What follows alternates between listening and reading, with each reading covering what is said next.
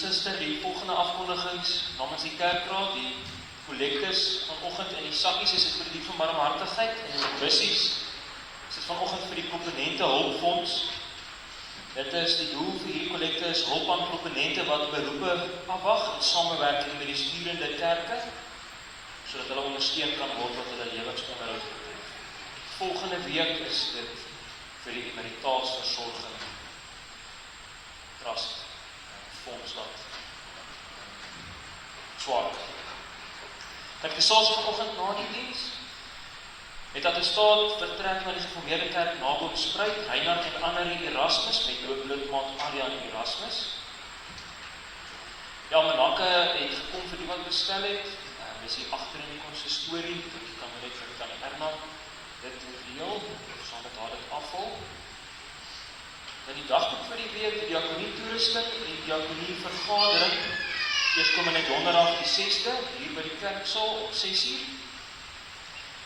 Dan volgende week die 9de, volgende week Sondag die 9de is 'n voorbereidingssondag, asook kerkraadsvergaderings en sustervergadering. Hierdie week verjaar Rita van der Berg. Baie geluk met haar. En dan al die afkondigings.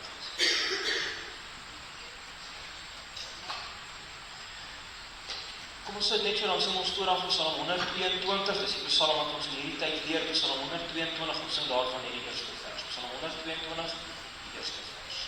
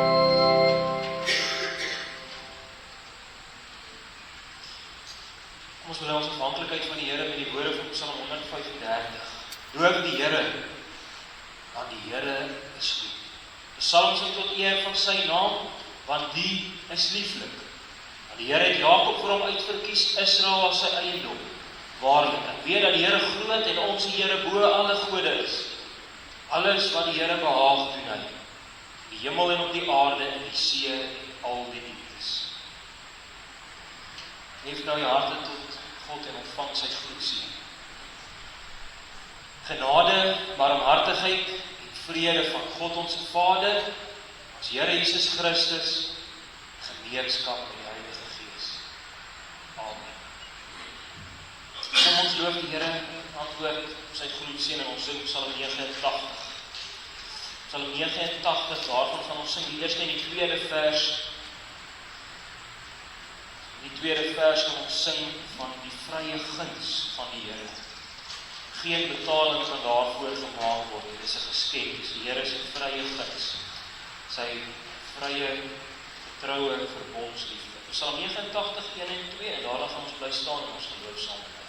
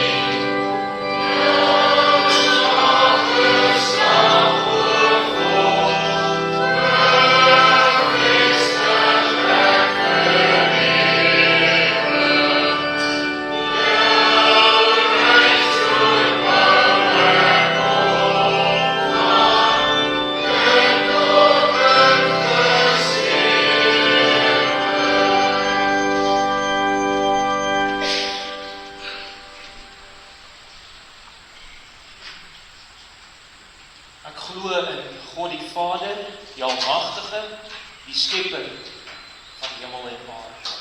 En ek glo in Jesus Christus, sy eniggebore seun, ons Here, wat ontvang is van die Heilige Gees, gebore uit die maagd Maria, wat gelei het, onder Pontius Pilatus gekruisig is, gesterf het en begrawe is, waar die angste van die hel tot in die dood toe ondergaan het. Wat op die derde dag opgestaan het uit die dood, opgevaar het aan die hemel, sit aan die regterhand van God, die almagtige Vader, waarvandaan hy sal kom, die lewendes en die dooies te oordeel. En ek glo in die Heilige Gees. Ek glo aan 'n heilige algemene Christelike kerk, die gemeenskap van die heiliges, die vergewing van sondes, die opstanding van die liggaam en 'n ewige lewe.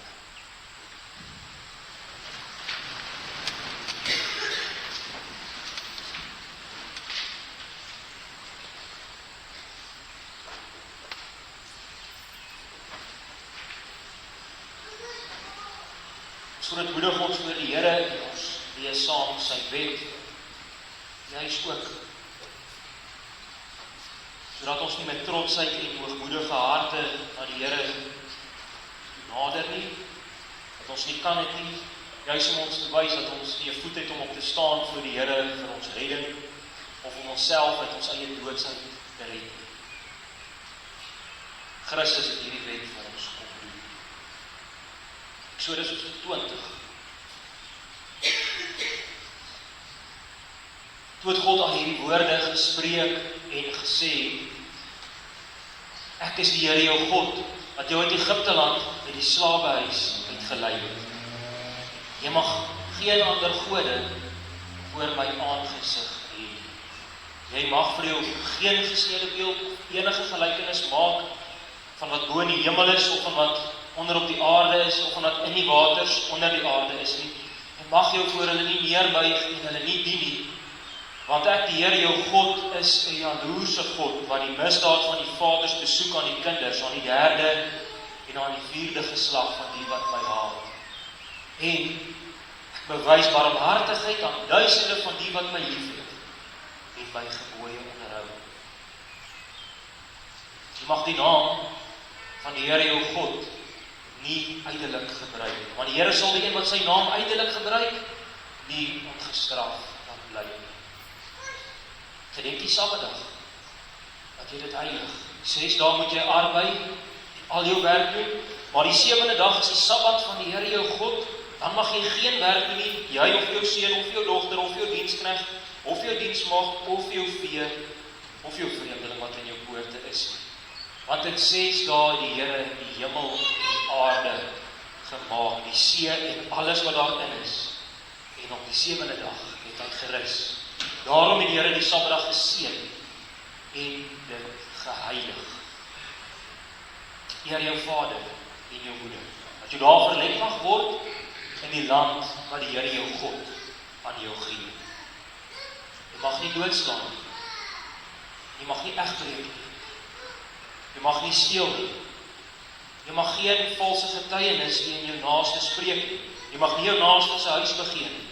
Jy mag nie jou naaste se vrou begeer, of sy diensknegt, of sy diensmaagd, of sy os, of sy esel, of iets wat van jou naaste is. Die 5de gebod bely ons in Sondag 39 soos volg. Wat eis God in die 5de gebod? Ek moet my vader en my moeder en almal wat oor my gestel is, alle eer, liefde en trou bewys. Aan hulle goeie leer en tug moet ek my met die verskuldigde gehoorsaamheid onderwerp. Belangrik, as jy bely aan hulle goeie leer en tug, moet ek my met die verskuldigde gehoorsaamheid onderwerp. Ook moet ek met hulle gebreke geduld hê, dat God ons deur hulle wil gee. Ons antwoord sing ons Psalm 119. Dit is deel van ons bemoediging. Psalm 119, daarvan gaan ons sing vers 16 en 17. Vers 16 gaan ons sing, as ek weg van beselinge. Nou, beselinge is iemand wat hulle met nietige dinge besig hou. Dis 'n beseling. Dis iemand wat met nietige dinge besig hou. En lees ons gaan ons ook sing in vers 17. As ek sien die wet verlaat is, dan kom daar skrik in my gemoed en 'n heilige vuur van ywer laat dit opreis in my bloed. En dit wat daar volg. Psalm 119, 16 en 17 en dan gaan ons saam bid. Amen.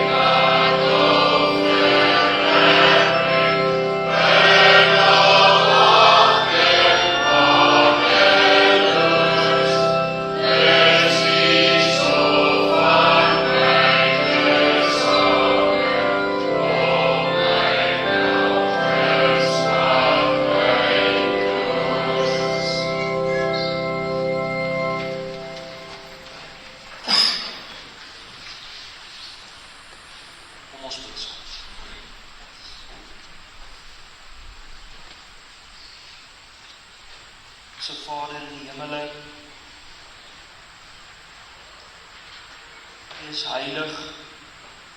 Die engele roep dit U toe, daar om die troon, waar U op die troon sit, waar niks en niemand U kan onttroon nie. Daar word U die heiligheid en die heerlikheid toegesing, elke oomblik van die tyd en ewigheid. Want net U is het waardig. Nie het U self aan ons kom openbaar, die wet, ons sou U nooit geken het nie, ons sou altyd soekend gewees het na die ware God, maar ons nooit geken het nie, as U nie U self aan ons geopenbaar het. Dankie vir die woord, vir die wet. Daar mag ons die goedheid en die heiligheid sien. Kan die sonde, onreg en die kwaad nie 'n oomblik verduur nie. Tog is ons lewe so vol daarvan. Ons val gereeld. Die sonde. Maar dit het ons weer oorweldig. Kla ons gewete ons skerp aan. Die duiwel kom, kla ons aan, dat ons dit nie werd is om 'n Christen te wees nie. Maar dan kom sy vir Christus, wat ons mag ken. Ons is ewiglik dankbaar vir die Gees se kragtige werking in ons, wat die lig laat skyn op Christus, en dat ons so die versoeningswoord mag hoor. Sondes is vergewe. Elke oomblik van die dag en die nag mag ons op ons knieë val en in die genade troon ingaan met die grootste vrymoedigheid. Dit is byna ondenkbaar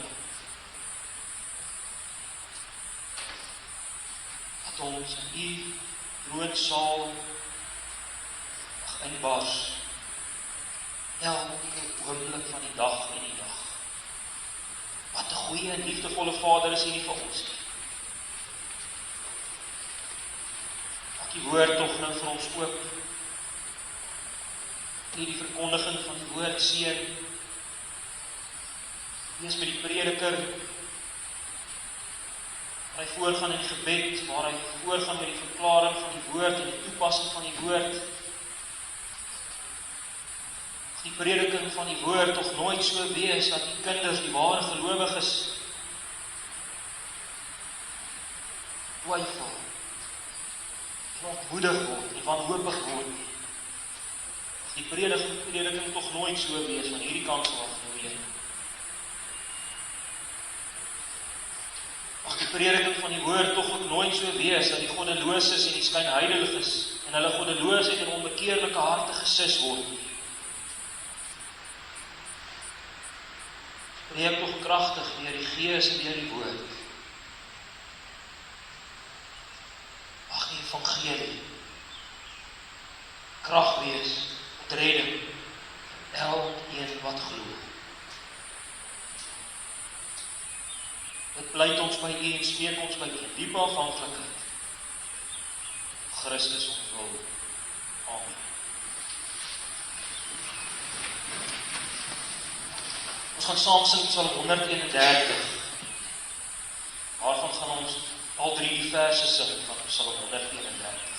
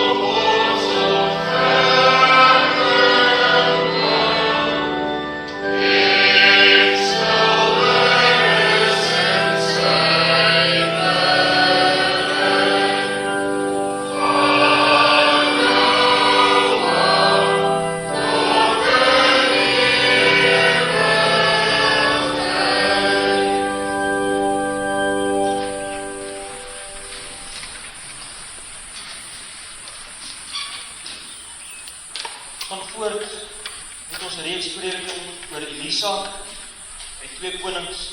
Vanoggend is dit hoofstuk 5. Ons gaan die hele hoofstuk saam lees en dit is eintlik een geheel, maar dit is net te groot, te veel vir een preek, soos die Here wil van ons volgende week weer by hierdie gedeelte stil staan. Vanoggend meer spesifiek by verse 1 tot 14 en volgende week 15 tot 27. 2 Konings hoofstuk 5. En Naaman, die leermeester van die koning van Aram, was 'n groot man voor sy Heer en hoog met aansien. Want deur hom het die Here aan die Arameërs 'n oorwinning gegee en die man was 'n dapper held, maar belaas. En die Arameërs het in bendes uitgetrek en uit die land van Israel 'n klein dogtertjie as gevangene weggevoer wat in diens van Naaman se vrou gekom het. En sy pa meesteres gesê, ag, was my Heer maar net by die profeet wat in Samaria is, dan sou hy sy melaatsheid wegneem. Toe gaan hy in en gee dit aan sy Heer te kenne en sê, so en so het die dogtertjie gespreek wat uit die land van Israel kom. En die koning van Aram sê, gaan dan, ek wil 'n brief aan die koning van Israel stuur. En hy het gegaan en 10 talente silwer en 6000 sikkels goud en 10 stel klere saam met hom geneem. En aan die koning van Israel die brief gebring van die volgende inhoud. Saam met hierdie brief aan u stuur ek dan nou my dienaar Naaman na u toe, dat u sy melaatsheid kan wegneem. Sodra die koning van Israel die brief gelees het, skeur hy sy klere en sê, is ek dan God om dood en lewe te maak, dat hierdie man na my stuur om van 'n man sy melaatsheid weg te neem? Erken en sien tog net hoe dat hy 'n geleentheid teen my soek. Maar toe Elisa, die man van God, hoor dat die koning van Israel sy klere geskeur het, laat hy die koning weet, waarom skeur u die klere? Laat hom maar na my kom, dan sal hy weet dat daar 'n profeet in Israel is. So het Naaman dan gekom met sy perde en met sy waans en voor die deur van Elisa se huis stilgehou. Toe stuur Elisa 'n boodskapper na hom om te sê, gaan heen, was jou 7 maal in die Jordaan, dan sal jou vlees terugkeer en jy sal rein wees. Maar Naaman het baie kwaad geword en weggegaan en gesê, kyk, ek het gedink, hy sal sekerlik na my uitkom en staan en die naam van die Here sy God aanroep en sy hand oor die plek heen en weer beweeg en die melaatsheid wegneem. Is Abana en Farpar, die riviere van Damaskus, nie beter as al die waters van Israel nie? Kon ek my nie daarin was en rein word nie? En hy het omgedraai en van erg weggery. Kom sy dienaars nader, spreek met hom en sê, my vader, as die profeet die 'n groot saak beveel het, sou hy dit nie doen nie? Hoeveel te meer nou dat hy vir u gesê het, was jou en dan sal jy rein word. Daarop het hy afgeklik en 7 maal in die Jordaan ondergeduik volgens die woord van die man van God en sy vlees het teruggekeer soos die vlees van die jong seun en hy het rein geword. Toe draai hy om na die man van God, hy en sy hele gevolg en hy het ingekom en voor hom gaan staan en gesê, kyk, nou weet ek dat daar geen God op die hele aarde is nie behalwe in Israel. Neem dan nou tog 'n geskenk aan van u dienaar. Maar hy sê, so waar die Here leef vir wie se aangesig ek staan, ek sal dit nie aanneem nie. En hy het by hom aangehou om dit aan te neem, maar hy het geweier. En Naaman het gesê, so nie, laat dan tog die dienaar 'n vrag grond gegee word, soveel as 'n paar myle kan dra, want die dienaar sal nie meer brandoffer en slagoffer aan ander gode bring nie, as net aan die Here. Mag die Here in hierdie saak die dienaar vergewe, as my Heer in die huis van Rimon ingaan om hom daar neer te buig, terwyl hy op my hand leun, sodat ek my ook in die huis van Rimon neerbuig. As ek my neerbuig in die huis van Rimon, mag die Here dan tog in hierdie saak die dienaar vergewe. En hy sê vir hom, gaan vrede. Nadat hy 'n eind pad van hom weggetrek het, sê Gehazi, die dienaar van Elisa, die man van God, kyk, my Heer het hierdie Arameer Naaman verskoon deur nie 'n uit sy hand aan te neem wat hy gebring het nie. So waar die Here leef, sekerlik sal ek agter hom aanloop en iets van hom aanneem. So het Gehasie dan na Aman hastig gevolg. En toe Naaman een agter hom aan sien hardloop, het hy van die wa afgespring en hom tegemoet en gesê, gaan dit goed? Hy antwoord, dit gaan goed. Maar Heer stuur my om te sê, kyk dat er nou net 2 jong manne profete seuns van die gebergte van Efraim af na my gekom. Gee tog vir hulle 'n talent silwer en 2 stel klere. En Naaman sê, neem asseblief 2 talente. En hy het by hom aangehou en 2 talente silwer en 2 geldsakke toegebind en dit saam met 2 stelle klere aan 2 van sy dienaars gegee wat dit voor hom uitgedra het.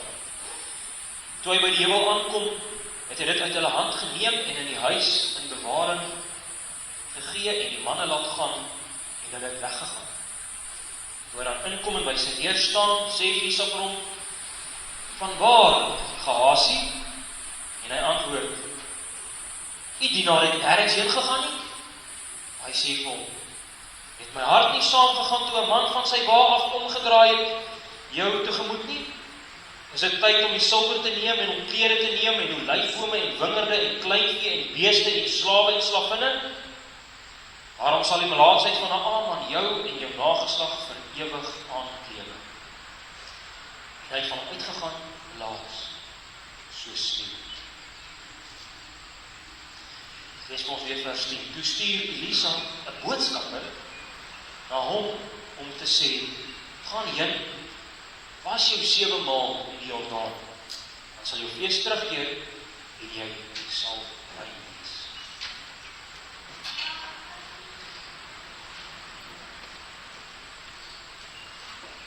Hier was dapper held. Het alles gehad aan sy hart begeer het, baie beskik. Hy was 'n groot man voor die koning van Aram. Hy het baie invloed gehad, hy was 'n man van aansien gewees. Mense het hom gekyk en het hulle sy posisie begeer. Ja, het ek maar so goeie werk gehad, het ek maar so baie geld gehad, het ek maar so baie invloed gehad, het ek maar so baie aandag gekry by die mense vanweë al die oorwinnings wat hy vir die koning behaal het. Hy was 'n held. Mense het plakate van hom op hulle mure geplak. Hy het net een groot probleem gehad. Hy was melaats. Dit was dodelik. Sy lewe was op die spel. Kyk waarna toe dryf hierdie melaatsheid die koning van die Arameërs. Hy stuur 'n brief na sy vyand toe, sodat hierdie leerproewerste van hom gesond kan word. Dis desperaatheid, dis doodsake hier. En dis nie al nie, hy stuur saam met Naaman ongeveer 60 kg goud en 340 kg silwer en 10 stelle klere. Hier is groot dinge aan die gebeur. Nou praat ons besigheid. Nou is dit nie meer speletjies nie. Ook sê die koning van Israel, nadat hy die brief ontvang het, is ek dan God om dood en lewe te maak? Dit alles moes ons na Aman was dodelik sien. Hy het alles, broer en suster, hy het alles, en tog het hy niks. Want hy is melaats. Hy is dodelik siek. Hy het alles, en tog het hy niks. En nou is hy op die beste plek. Want nou kan hierdie iemand, hierdie held en hierdie aansienlike Naaman, nou kan hy iemand word. Sodat God alles in hom kan word. Belangrik om op te let, broer en suster, dat vers 1 vir ons baie duidelik wil sê hoe belangrik was hierdie Naaman gewees. Die woorde word opgestapel om dit vir ons te wys. Hy was iemand om mee rekening te hou. Hy was hoog in aansien, hy was 'n gesiene man, hy was braaf en dapper. Ons het tog so al te graag gereeld hier wees nie. Ons offer onsself gereeld op die altaar van aansien, invloed, geld.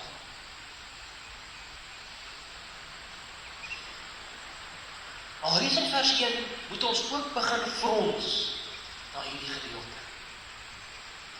Hierdie Naaman was die leerowerste van die koning van Aram, nie van Israel, van 'n heidenland, heidenvolk. En deur hom, deur Naaman, die leerowerste, lees ons in vers 1, het die Here aan die Arameërs 'n oorwinning gegee. Die Here gee vir die Here se volk se vyande 'n oorwinning.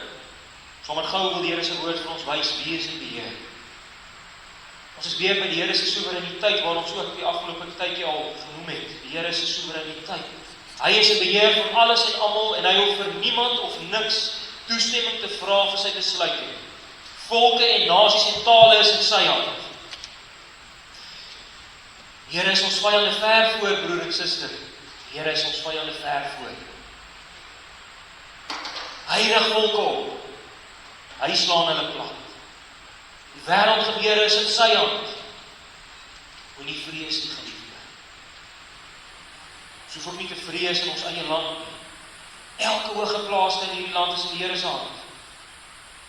Aan die ander kant beteken hierdie beslis nie ook dat ons moet sê, laat maar God se water oor God se akker vloei nie.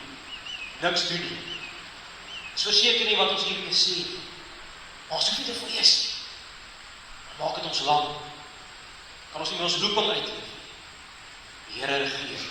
En niks en niemand sal hom van sy troon, die hoogste troon wat daar kan bestaan, wat daar is nie. Niks en niemand kan hom van sy troon verwyder. Hy regeer. En nie net oor die groot dinge nie, ook oor die klein dinge, ook oor die mossies. 'n Klein dogtertjie word as gevangene weggevoer na vreemde land, vreemde mense toe. Sy word 'n diensmeisie daar vir hierdie belangrike Naaman. Verskriklik breed, sal sê wat hier staan. Jong, klein dogtertjie word as 'n slaaf weggevoer. Hoe kan die Here so iets toelaat? En dit van sy eie volk. 'n Klein meisie, wat 'n trauma het sy nie deurgegaan nie. Sy was 'n niemand. Klein dogtertjie. Wat kon sy tog in die Here se koninkryk beteken? Wat kan sy tog vir die Here werd wees? Kan tog nie wees dat sy belangrik is nie. Broer suster, moenie glo nie. As dit nie vir haar was nie, hierdie klein dogtertjie, dan was hierdie bladsy in ons Bybel vanoggend leeg. Dan het Naaman nie die Here geken. Die gelowige nooit dink beteken vir die Here niks. Die Here kan die klippe gebruik. So hoekom nie vir ons nie? Mag die Here ons genadig wees dat ons nie in onsself vaskyk nie. Dit gaan nie oor ons nie. Jy hoef nie 'n predikant of 'n ouderling of 'n diaken te wees om 'n plek in God se koninkryk te hê, die broer en suster. Buitendien, die ampte in die kerk gaan nie oor aansien nie. Gaan nie oor aansien nie. Dit gaan oor dienswerk. Hierdie 3 ampte is in diens van die ampt van die gelowige. Dis die groot en die belangrike ampt in die kerk en in die samelewing, die ampt van die gelowige. Ons lees dit in Efesiërs 4.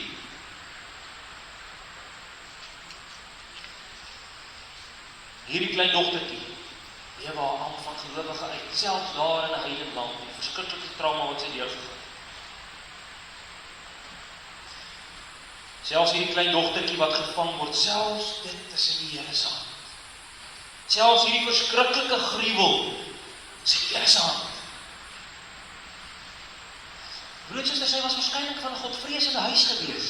Sy het die Here geken. Sy het beslis vir Elisa geken. Sy het geweet God werk deur die profeet Elisa.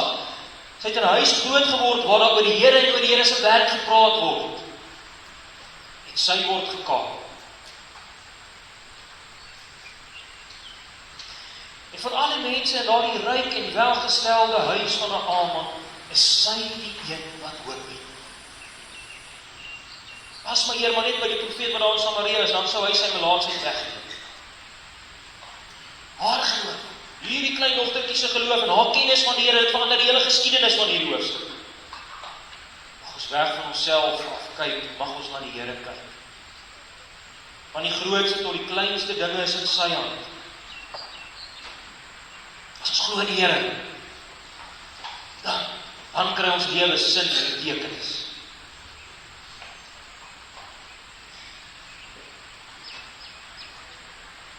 Hierdie klein dogtertjie praat en die koning van Aram luister. Die koning van Aram, hy stuur 'n brief na die koning van Israel. Dis hoe die dinge gewerk het in daardie tyd. Die koning was in beheer van sy land. Hy het sy land geken. Hy was onderstel om te weet wat gaan aan in die land. As daar so iemand belangrik is soos Elisa, dan sou hy tog daardie persoon geken het. So dit word verwag van die koning van Israel om hierdie profeet Elisa te ken. So die koning van Aram stuur 'n brief na die koning van Israel. Maar die koning van Israel skeur sy klere toe hy die brief sien. Hy sien net een ding, en dit is die politiek van die dag. Dis wat hy sien. Hierdie koning van Aram soek net weer skoon. Hy soek net 'n rede om oorlog te maak. Ons by die koning van Israel, by die koning van die Here se volk, is daar nie hoop nie. Hy is verstom en hy is iemand platgeslaan is en hy is woedend. Hy kyk net vas in die politiek. Hier is ver. Wat 'n ellendige diensknegt was die koning nie. Hy moes die volk na die Here toe lei. Hy moes die volk op die Here gewys het. Maar nou die klein dogtertjie dit. Die koning is net by die politiek van die dag. Dus hy tog erken die koning die bestaan van God. Dit moet ons mooi oplet. Hy sê immers dat God die een is wat lewend maak en dood maak. Ons lees dit in vers 7. Hy erken daar is 'n God. Hy erken dat hy die groot dinge doen. Maar dis koue kennis vir hom. Dis koue leerstellings vir hom. Hierdie koning wandel nie saam met die Here nie. Hy glo nie in hierdie God nie. Broer en suster, so baie mense erken daar is 'n God. En hulle sal selfs erken dat hy wonders doen. Hulle sal erken dat hy almagtig is. Hulle sal erken dat hy alles geskep het. Hulle sal erken dat hy sondes vergewe. En so kan ons nog 'n klomp dinge opdoen. Maar hulle glo geen snaars in hom. Hulle vertrou op hulle self en op hulle eie kragte en op hulle eie planne. Die Here kan nie vertrou word met hulle grond of hulle geld of hulle mense nie. Die Here is dit nie werd om vertrou te word nie. Is dit jou geloof? Het is maklik, broer en suster, om die hele lewe so deur te gaan. Om voor te gee dat jy glo in God. Maar hy is maar net 'n opperwese vir jou daar ver. Het is maklik om jou hele lewe deur te gaan en jy kan mooi Christelike geleide maak oor God. Maar wie vertrou jy? Jou eie vernuf, jou eie kragte, jou eie vermoëns, jou eie planne, jou eie talente. Ons name kan op 'n kerklys wees. Maar soek ons nog die Here van die kerk? Verlang ons nog na die Here? Dors ons na die Here, dors ons na die lewende God, soos Psalm 42. Gooi jy al jou angste op die Here, werp jou al jou bekommernisse op hom. Dit is moontlik om 'n lewenslange geformeerde kerkganger te wees. Geen geloof in Christus.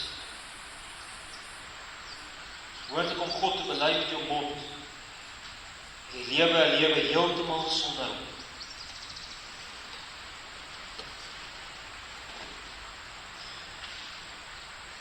So loop die koning verboureerd op en af in sy troonsaal en die sweet drup hom af. Want hier kom oorlog. Maar dan kom Elisa daarvan te hoor, dan kom maar uitkoms vir die koning. Stuur hom na my toe, sê Elisa. En hier kom hierdie belangrike koningsamptenaar Naaman met al sy waans en met al sy perde en hulle kom parkeer daar voor Elisa se huis se deur. Die bure se grasperke is net vol waans en perde en dit gons en almal wonder wat op dese aarde is nou hier aan die gebeur. Hier kom hierdie weermaghoofman vanaf sy paleis in Aram waar hy waarskynlik gebly het met hierdie sakke vol geld en weelde. En kom hou daar voor Elisa se huis se deur stil. Waarskynlik was dit sommer 'n eenvoudige huisie gewees. Hoofstuk 4 het ons gelees waar sy verblyf. Was sommer maar net 'n eenvoudige kamertjie met net die broodnodige daar. Hy baie tye deurgebring op die berg Karmel waar hy was. Waarskynlik 'n baie eenvoudige huisie. So besef ons die Here is nie anders. Werk op maniere wat ons verstom laat. En wat doen Elisa dan? Elisa gaan en hy stuur net een van sy boodskappertjies na die deur toe. Hy doen nie eens die moeite om hierdie belangrike man te gaan groet daar by sy deur nie. Niks wat sy doen. Hy stuur net 'n boodskappertjie na die deur toe en hy sê van Naaman, was jou 7 maal in die Jordaan en jy sal rein wees. En natuurlik was Naaman briesend. Wie dink hierdie kamstige profeet is hy, dat hy nie eens die moeite werd, dat hy nie eens die moeite werd ag om na die deur toe te kom om my te groet nie. Hy weet duidelik nie wie is ek. Ek het die hele weermag op my beskik. Vers 11 beklemtoon hierdie. Naaman sê, kyk, ek het gedink, na my toe sal hy sekerlik uitkom. Hierdie woorde na my toe word beklemtoon en sekerlik sal hy uitkom. Naaman is iemand. En hy wag van die ander om dit te erken. Al wat hy kry is 'n boodskappertjie met net een sin. Broer-suster, Elisa het van Naaman hanteer soos 'n melaatse wat geneesing nodig het. Elisa het Naaman hanteer soos 'n melaatse wat genesing nodig het. En Naaman hou daarvan niks. Hy wil nie soos 'n bedelaar hanteer word nie en nog minder wil hy soos een wees nie. Hy het alles. Tog besef hy nie, hy het niks nie. Hy sal nie buig nie.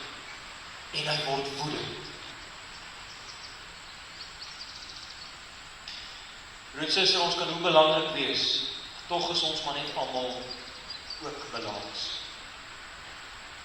Ons kan hoeveel geld hê, of watter kerk, of watter werk ook al hê, of wat ook al besit, maar die evangelie maak ons almal gelyk. Ons is ongeneeslik siek in onsself. Ons is bedelaars en totaal en al afhanklik van God, wat deur sy gees lewe in ons dooie harte moet werk. Die Here wil van ons oor 2 weke hier aan sy nagmaaltafel kom aansit. En nu sien ons nie daar aan sy tafel hoe ons almal net gelyk is. Ons het Christus, elkeen brood nodig.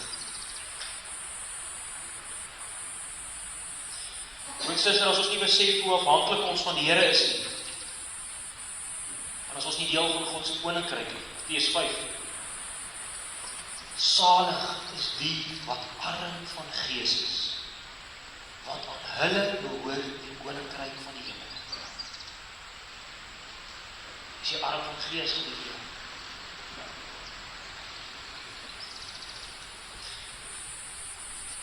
Maar die Here is net so goed.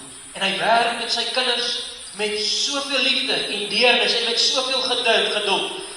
Kyk broer en suster, hoe stap die Here die pad met Naaman. Dit is buisterend om te sien, wonderlik om te sien. Laat ons verstom as ons sien hoe die Here hierdie pad stap met Naaman. Naaman het dit vir hom al klaar mooi uitgewerk. Hy het die draaiboek vir die Here al reeds geskryf en die Here moet net sy kant nou bring. Die Here moet net inval by sy eie draaiboek wat Naaman geskryf is. Vers 11. Hy het gedink, die profeet gaan daar staan en dan gaan die profeet, of hy het gedink hy self gaan daar staan en dan gaan die profeet verskyn voor die deur en dan kry die profeet sy sakke met geld en dan doen hy sy towerkunsies en hy maak die nodige bewegingkies met sy hande en dan voilà, daar is Naaman gesond. Almal gelukkig en hy gaan terug na die land Aram. Die Here is net radikaal anders. Hy is heilig. Hy is nie 'n vendingmasjien nie. Hy is nie 'n verkoopsmasjien nie. Jy gooi nie geld in en dan kry jy jou seëninge nie. Jy doen nie 'n skietgebed en dan kry jy jou seëninge nie. Jy gee nie jou tiende vir die kerk en dan gaan die Here jou besigheid seën nie. Die Here is totaal anders. Elisa maak doodseker dat Naaman baie goed besef dat die ware God anders is. Naaman baie goed besef dat sy geld en sy aansien en sy grootheid en sy moeite, dat dit niks kan doen aan sy doodsheid nie. Dit moet Naaman baie goed besef. Sy geld en sy aansien en sy grootheid kan niks doen aan sy doodsheid nie. Dan kry jy net een sentjie. Dan spring 7 keer in die Jordaan en jy sal rein wees. Hoekom 7 keer in die Jordaanrivier gaan inspring? En dan word hy rein. Dan word sy vel soos die vel van die jong seun. Hoekom net hierdie een weg?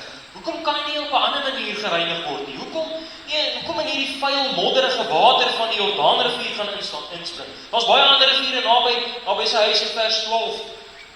Baie skoner water gehad. Reg word Naaman woedend, want as hy wou gebad het, sou hy by die huis baie beter en skoner water gebad het. Tog, broers en susters, is maar een manier hoe Naaman gesond kon word. Net een manier. Alles vir hom hoe vernederend. Hy kan dit nie indink dat hy dit moes doen. Al wat hy moes doen, 7 keer in die Jordaan, in die vuil, modderige Jordaanrivier se water induik, en hy word gesond. Hy kan dit nie klein kry nie, en hy vervies homself. Hy is op pad huis toe. Broers en susters, sien die Here se werk raak sy kind. Die Here is nie klaar met Naaman nie. Die Here jou gegryp het hy jou gegryp. Sy jou geroep het hy jou geroep, broer en suster. En dan kom Naaman sy werkers, sy slawe, sy handlangers, eenvoudige mensies. En hulle kom praat met Naaman. As die man vir jou gesê het, jy moet iets moeiliks gaan doen, dan sou jy dit seker gedoen het. Jy sou verseker, jy was bereid om 100 kilogramme edelmetale te betaal.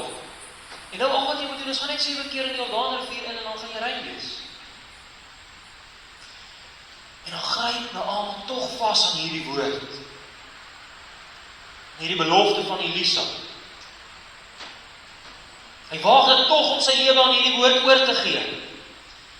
En hy word rein. Skoon. Die jong vel soos die jong seun. Broers en susters, daar's maar een weg. As geen ander naam onder die hemel wat onder die mense gegee is waardeur ons gered moet word nie. Handelinge 4. Dit is deur die naam van ons Here Jesus Christus, hy wat gekruisig is, maar wat deur God opgewek is. Ons net een naam. Dit is Christus wat gekruisig is. Hy is 'n struikelblok vir die Jode, want hulle soek tekens en hulle soek magtige wonders. Hulle soek nie 'n man op 'n kruis nie, dis nie 'n teken en 'n wonder nie. Vir die Grieke was dit dwaasheid. Hulle soek goeie wyshede, hulle soek goeie uitgewerkte teorieë en filosofieë en hulle soek allerlei nuwighede. Is dit nie ook so relevant in ons tyd nie? Mense soek allerlei nuwighede. 'n Man op 'n kruis sê hulle is dwaasheid. 7 maal in die Jordaan en dan sy rein van 'n dodelike siekte. Wêreld sal sê dis belaglik. Wat kan nog meer belaglik wees in die wêreld se oë? Om al jou geloof en om al jou vertroue te plaas op 'n man wat reggestel is op 'n kruis 2000 jaar terug. Is nog meer belaglik, sal die wêreld sê. En dat dit ons nuwe lewe kan gee. En dat dit vir ons vergifnis van sondes kan gee en hoop kan gee. dat dit vir ons opstanding uit die dood kan gee, want hy het opgestaan. Gelowig, die wêreld spot met die gesalfde, soos wat ons lees in Psalm 2. Maar deur hom is daar lewe. Ons net een pad. Dis die pad wat Christus vir ons geloof het. Jy kan niks gee nie, broer en suster, jy kan niks gee nie. Geen opoffering van jou kant af sal ooit genoeg wees om jouself te verlos nie. Die goud van die wêreld kan nie verlossing koop nie. Dit is geskenk. Dit is genade alleen. Dit is net Christus wat iets aan ons doodsheid en aan ons dooie bestaan kan doen. Net hy alleen. Die evangelie van die Here Jesus Christus en van genade alleen maak ons almal gelyk.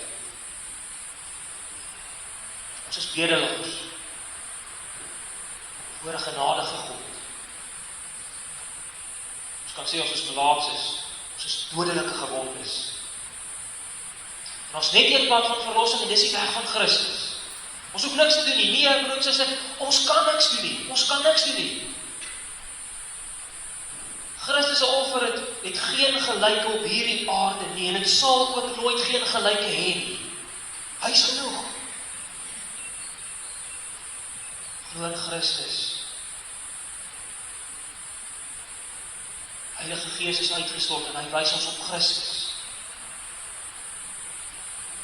Mag die Gees van God ons hoogmoed, ons trotsheid en ons harde harte kom breek. Mag ons nie gemaak word in Christus, mag ons in hom lewe. Amen. Suster, kom ons antwoord die woord, ons sing die woord. Psalm 18. Waarvan gaan ons saam sing Psalm 19 en Psalm 18, strofes 19 en 20, en daarna gaan ons saam bid.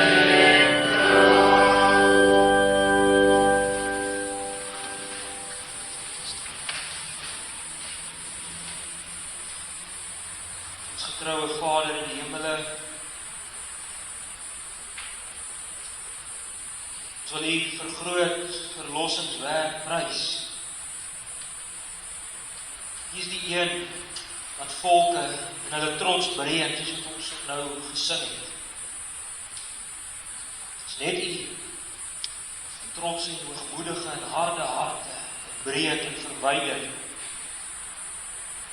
harte van vlees gee. Ons wil graag op ons eie voete staan. Ons wil nie hoor van bedelaar wees nie. Ons wil nie hoor van arm van gees wees nie.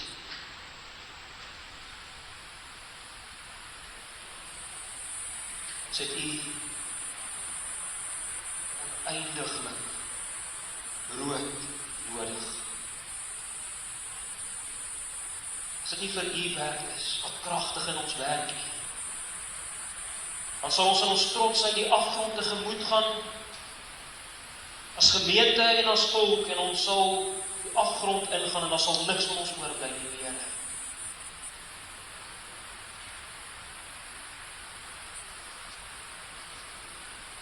Smeek U vir die kragtige werk deur die Heilige Gees in ons.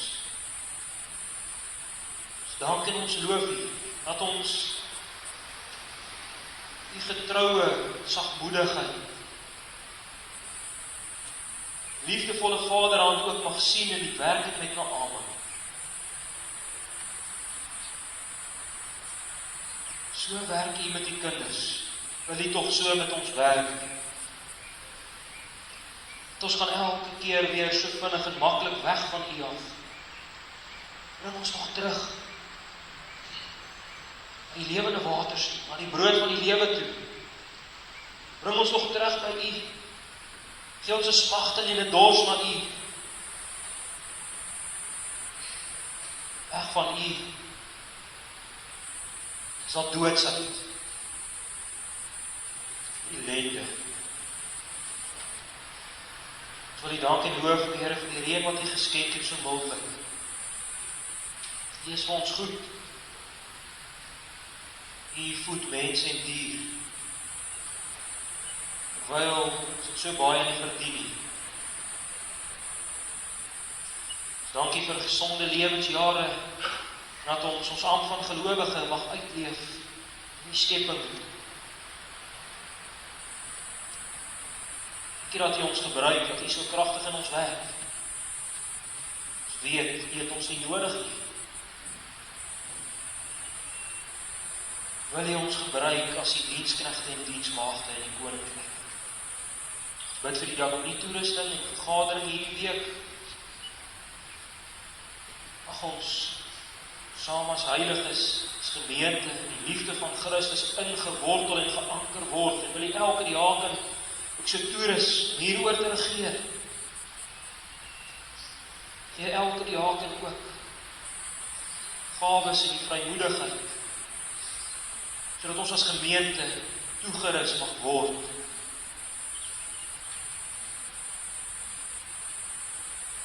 Ons liefdegawes gebruik gemeente en in die koninkryk, in die wêreld daarbuiten. Ons bid hierdie dinge alles, Vader, ons Here Jesus Christus se naam. Naam bo alle name, ons enigste verlosser. Amen.